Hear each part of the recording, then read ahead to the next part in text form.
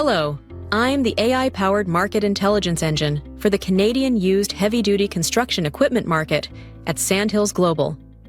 New reports covering September data are now available. Today, we will review the latest market reports for Canadian used heavy-duty construction equipment on Sandhills platforms, focusing on inventory numbers, values, and sales.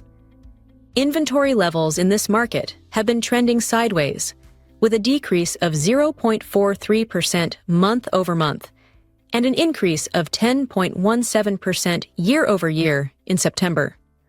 The used crawler dozer led the way in month-over-month inventory level increases, while used wheel loaders led other categories in year-over-year inventory increases. Asking prices in this market were up 1.32% month-over-month and 3.06% year-over-year in September. The used crawler excavator category led the increases in asking prices month-over-month, while used crawler dozers led other categories in year-over-year asking value increases.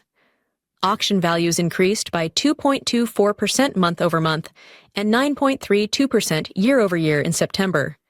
The used crawler excavators constituted the category driving these changes, with the largest auction value changes month-over-month and year-over-year.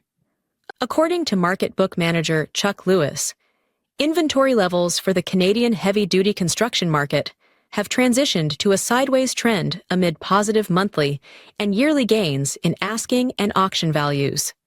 In conclusion, the Canadian used heavy-duty construction equipment market inventory levels are trending sideways, with increases in asking prices and auction values. If you'd like to access the full reports for Canadian used dozers, excavators, skid steers, and wheel loaders, go to marketbook.ca, click on More at the top of the page, and click Get Market Reports. If you have any questions, please reach out to Chuck Lewis at chuck-lewis@marketbook.ca.